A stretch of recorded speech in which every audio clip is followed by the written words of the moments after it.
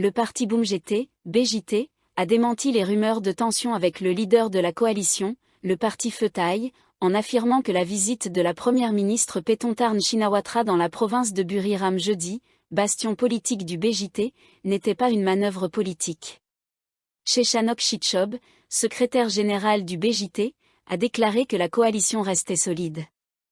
La décision de Newin Chitchob, cofondateur du parti, d'accueillir la première ministre et de la guider lors d'une visite du Chang International Circuit n'avait aucune implication politique, a précisé M. Chechanok.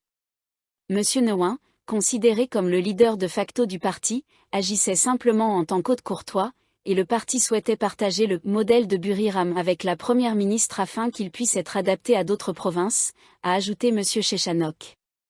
Il a souligné que tous les visiteurs étaient les bienvenus à Buriram, indépendamment de leur statut politique.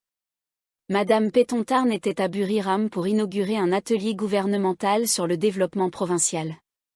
Elle était accompagnée du ministre de l'Intérieur, Anutin Charnvirakul, du vice-ministre de l'Intérieur, Sabida Tezd, et de hauts responsables du ministère de l'Intérieur, dont le secrétaire permanent Atazit Sanfanra.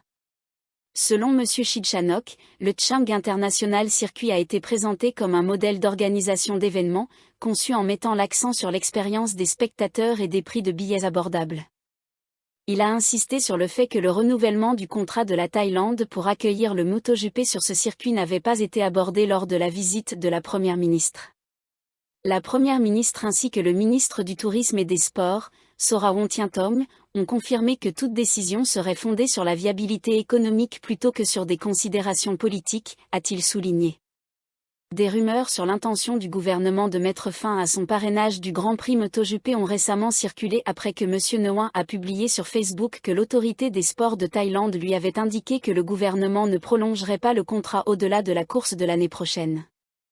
Interrogé sur la rencontre avec M. Newin et sur la possibilité d'une amélioration des relations entre les deux parties, Mme Paetongtarn a répondu « Nous n'avons jamais été en conflit pour commencer. » Le gouvernement avait signé un accord pour accueillir le MotoGP au Chang International Circuit de Buriram de 2018 à 2020, avec des frais annuels de 300 millions de bahts. Le contrat a été prolongé de 2021 à 2025, avec une augmentation des frais à 324 millions de bahts par an. L'édition de cette année, officiellement appelée Grand Prix PT de Thaïlande 2025, s'est tenue du 28 février au 2 mars. La course, qui marquait l'ouverture du calendrier MotoGP 2025, a attiré 224 624 spectateurs, un record pour le circuit, et a généré 5,04 milliards de bahts pour l'économie de Buriram et des provinces voisines. Kanchanaburi, un touriste français a été tué par une voiture alors qu'il traversait un passage piéton dans le district de Muang, dans cette province, mercredi soir. L'accident mortel s'est produit sur la route Saanchutor, devant le marché Gigi, dans le Tambon-Ban Nua, a déclaré le capitaine de police Tamawa Sukewat, chef adjoint de l'enquête au commissariat de Muang, qui a été alerté à 22h45. À leur arrivée sur les lieux, les policiers et les secouristes ont découvert le corps d'un homme français de 40 ans, gisant dans une mare de sang sur le bord de la route, avec de multiples blessures au visage, aux jambes, aux bras et au corps. Les secours lui ont prodigué les premiers soins avant de l'envoyer à l'hôpital Phaolpol Payuasna. Le conducteur, Kritafa Kamre, 24 ans, originaire de Kanchanaburi, attendait les policiers sur place. Un test d'alcoolémie réalisé sur les lieux a révélé qu'il n'avait aucune trace d'alcool dans son organisme. Le touriste blessé a été déclaré mort à l'hôpital peu après minuit, a indiqué le colonel de police Sureyut Mekmankol, chef de la police de Kanchanaburi.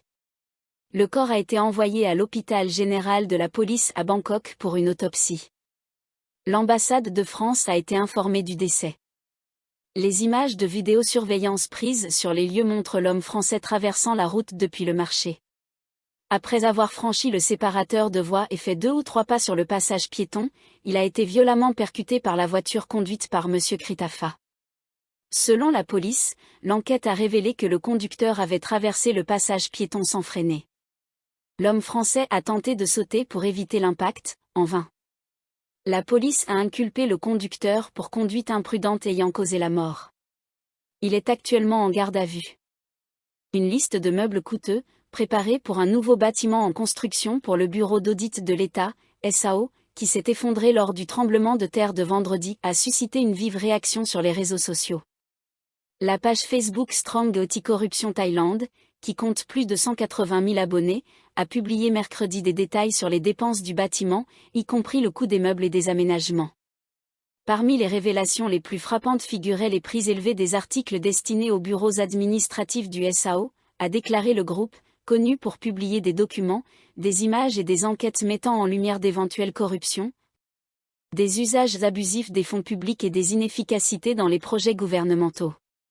Notamment, une chaise de conférence pour la salle de réunion était facturée 97 900 bahts pièces, avec l'achat de 28 chaises pour 2 salles, soit un total de 2,7 millions de bahts. Ces chaises, fabriquées en bois de hêtre et recouvertes de cuir italien, étaient destinées à la salle de réunion protocolaire du 4e étage et à la salle du conseil du 11e étage. En outre, un ensemble de tapis de luxe en nylon tissé à la main coûtait 165 000 bahts chacun, tandis qu'un ensemble de canapés en cuir était évalué à 157 000 bahts. L'article le plus cher révélé était un ensemble de tapis pour le bureau du président, au prix de 110 000 bahts chacun. Au total, les coûts des divers aménagements de luxe y compris 98 robinets coûtant 8 250 bahts chacun, 98 distributeurs de savon à 1 668 bahts chacun, et d'autres accessoires de salle de bain s'élevaient à plusieurs millions de bahts, selon le groupe Civic. Ces révélations ont provoqué l'indignation publique, beaucoup exprimant leur frustration face à ce qui semblait être un mauvais usage de l'argent des contribuables. Les utilisateurs des réseaux sociaux ont commenté: « Je viens de payer mes impôts le mois dernier, et maintenant je vois où va l'argent que j'ai durement gagné, et c'est l'agence qui audite les dépenses publiques mais elle devrait d'abord s'auditer elle-même. » Les appels à une plus grande transparence et responsabilité dans les dépenses du SAO se sont intensifiés, beaucoup se demandant si de telles dépenses somptuaires sont appropriées, surtout compte tenu des efforts continus du gouvernement pour réduire les coûts dans d'autres secteurs.